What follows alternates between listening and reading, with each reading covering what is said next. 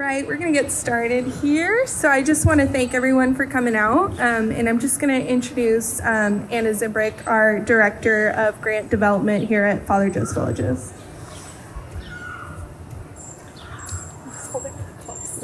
Thanks, Savannah. Good morning. Guess I can take this off. All right.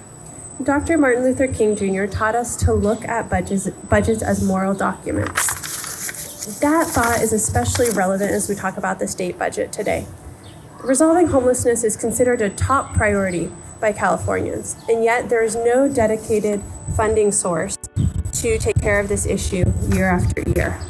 The state budget does not have this ongoing funding to address this highly complex issue that affects so many in our state. Every day at Father Joe's Villages, we see the impacts of homelessness. We see the toll on families and individuals. We see the hunger, the trauma from being on the streets, and from being overlooked. We see people facing serious health complications. But we also see hope and resiliency. We see the results of our clients and staff working together. We see families and individuals meeting their goals and moving into stable housing.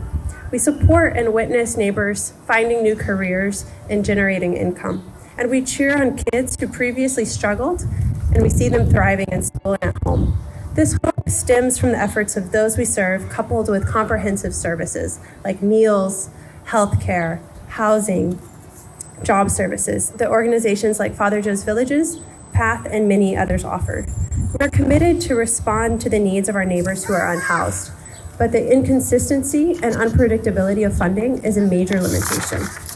In order to make meaningful progress and respond to the needs of so many families and individuals, we need a reliable funding source we can count on. Ongoing funding will allow local governments and nonprofit partners like us to plan for and provide housing and services, working alongside families and individuals in need. We recognize Governor Newsom's recent proposed surge in funding for homeless services. This is critically needed. However, we urge our state legislature and the governor to incorporate ongoing funding into the state budget.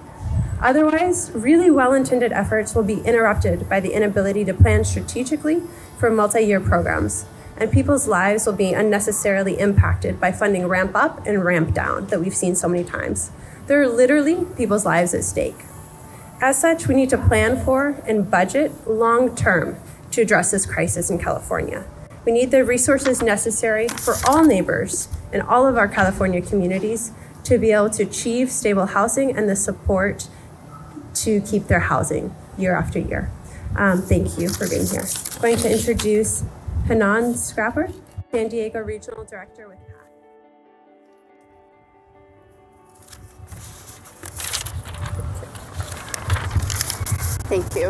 Thank you, Anna. Well stated. Hello, I'm Hanan Scrapper, San Diego Regional Director for PATH, People Assisting the Homeless.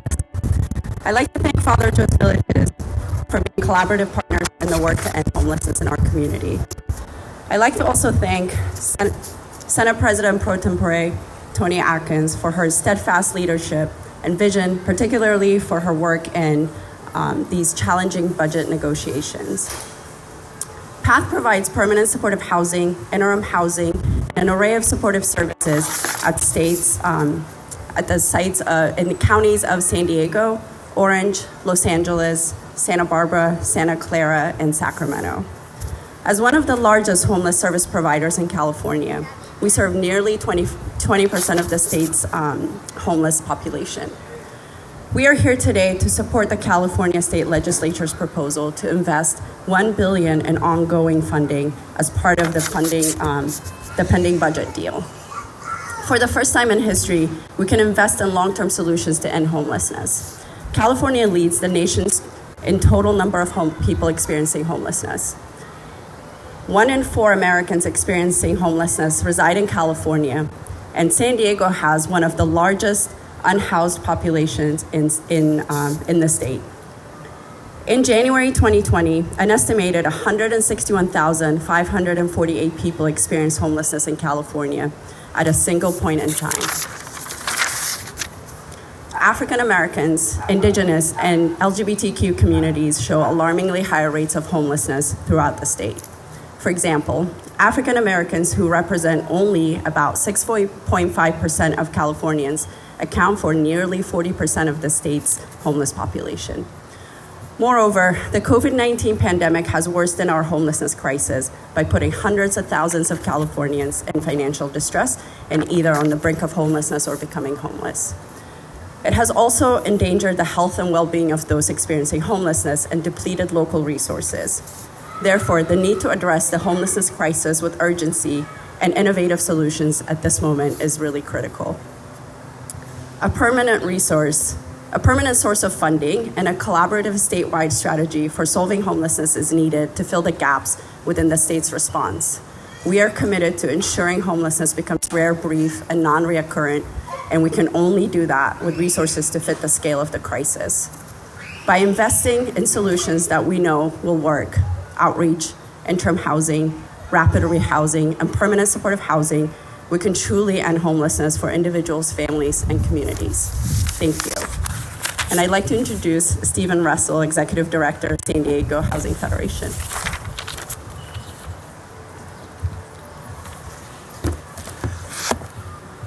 Good afternoon. I'm Stephen Russell with the San Diego Housing Federation.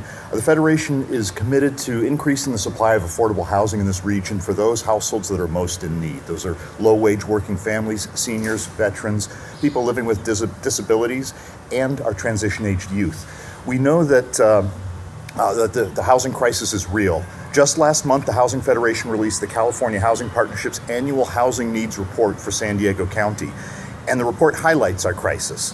That there are 132,000 low-income renter households in San Diego that don't have access to an affordable home. We know that renters in San Diego need to earn nearly 3 times the state minimum wage in order to afford average asking rents. And we know that black renter households in the state are nearly 50% more cost burdened with rent than white renter households. And we know that a key driver of homelessness is the lack of affordable housing. And we also know that what the solutions are to this crisis: more affordable housing production and more direct services for people who have been living on the streets. We urge our state leaders to set clear, long-term goals so that the uses of this year's budget surplus are framed as down payments on the sustained investments that our region and state need to end homelessness. Our members of the Federation are eager and able and ready to build the affordable housing that the region and the state so badly needs, but we can't do this without a long-term commitment of resources. Ongoing and reliable resources can help us meet the need for affordable housing, prevent and end homelessness for overburdened and under-resourced San Diegos, and support all of our communities in thriving. So we are calling on the state legislature to take this historic opportunity with the state budget to reinvest in the communities that have been too long forgotten or overlooked.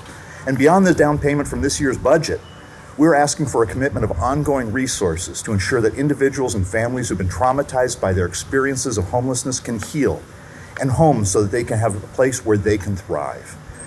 We thank you for being here today. And with that, I'd like to introduce Chris Kuntz, who is with the Regional Task Force on Homelessness. Chris?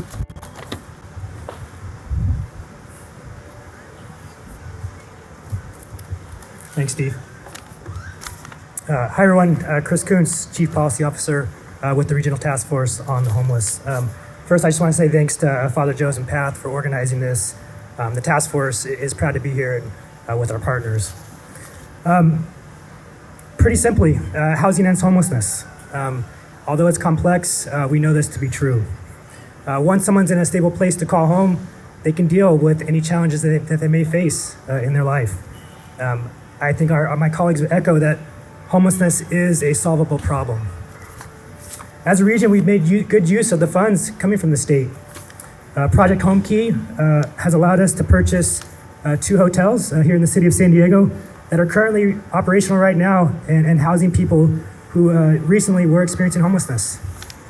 Our Homeless Emergency Aid Program, HEAP, has allowed us to expand outreach throughout San Diego County.